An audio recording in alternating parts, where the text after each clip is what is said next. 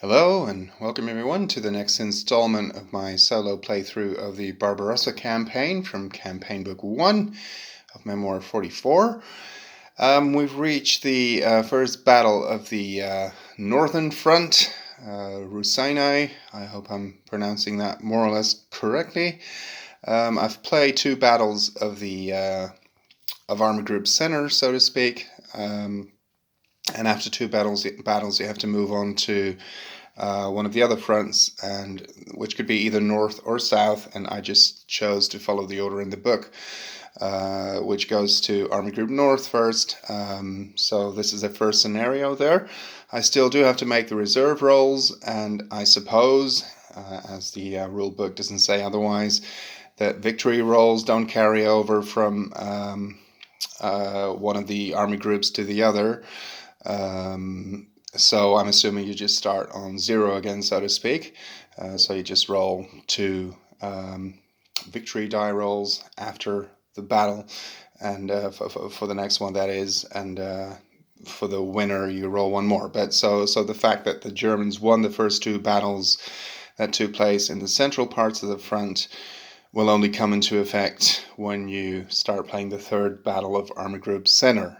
But that is after you've actually played the first two battles of Army Group North and Army Group South. So it will be a while before we return to the central regions of the front. Well, this scenario, I have to admit, looks at first glance more interesting than the Prusana scenario, which is the last one I played. There's a lot more potentially going on. Well, first a little bit about the strategy as I see, as I see fit for the Germans to employ. I think they need to clear these two units. The scenario goes to 7 medals. If the Germans take this village over here, it's a temporary victory medal, and the one here, which is actually on a bridge, which is very difficult to see because of the tanks that are actually on it.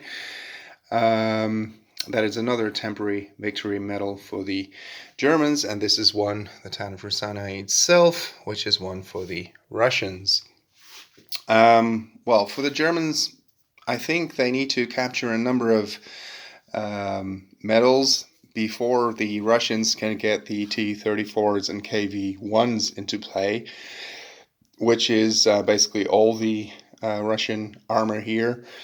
The actual battle, it certainly wasn't the case that all the armor indeed was KV-1s and KV-1s and T-34s, but they did have a number of them, so it wasn't just the BT-7s and T-26s that were available to them. And I guess for simplicity's sake, all the units in this scenario of Memoir 44 were simply made to be elite armor units, reflecting the presence of the T-34s and KV-1s.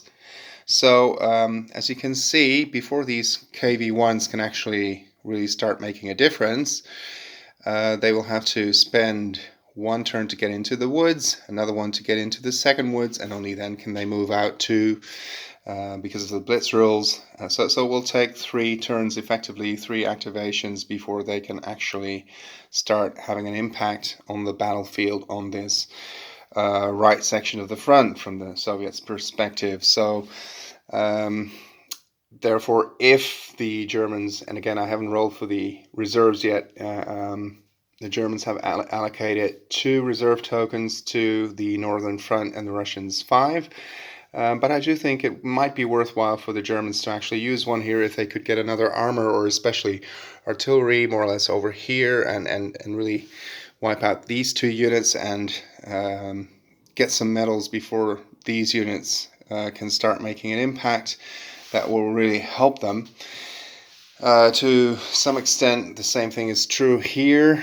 This is, of course, a juicy target for the Air Force, but unfortunately, the Luftwaffe, the Germans didn't draw any air power cards or Recon 1 cards on their initial draw. But as long as these tanks are lined up like that, they're certainly a juicy target. Same is true for the artillery, which can, of course, also be pretty nasty. And as long as it's actually behind the river line, flags will cause hits as well. as well as grenades, obviously, and if air power is used, even stars will be hit. So for the Russians, it might actually be an idea to try and get the armor across the bridge as well, but for now it's being blocked by the friendly armor units. But here they're very, very vulnerable, and I do think that the Germans should try and take it out. These two units should be picked off by the Germans too, because they are stronger here. This one is a Brandenburg unit, which means that it's an elite unit in the sense that it can move to and still battle. But the fact of the enemy unit being present, enemy figure being present within the unit, basically signifies, that they're either wearing civilian clothes or even enemy uniforms, trying to infiltrate the enemy lines, and they are therefore more difficult to hit. If they actually fire themselves, they lose that enemy figure and they become a normal unit, basically. If the enemy fires at them while they haven't actually fired themselves, then the enemy needs to re-roll certain dice, and they are looking for an infantry unit then. So that is something that is going on with the Brandenburg unit. So yeah, again, I think the Germans should try and take out these two units as quickly as possible. These two, and they can divert some armor for that. If the Soviet armor can make its presence felt by actually crossing the bridge here and really moving towards the enemy here, then the Germans will be in trouble. So basically, I've already told you a little bit about what the strategy for the Russians should be as well.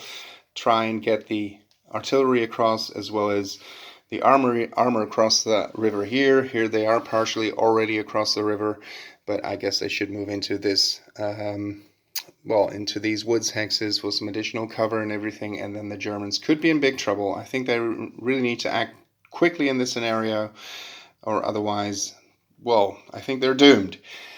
As far as cards go, the Germans have 5, the Russians have 4, and of course the Commissar rules are in effect. So we'll see how this one turns out, but I have to admit it looks quite interesting for a regular Memoir 44 map. Again, I've told you many times I prefer Breakthrough because you just have many more options, but this one certainly looks like fun too. So let's see how it turns out and if the strategy I've devised actually works, and of course if I manage to carry it out.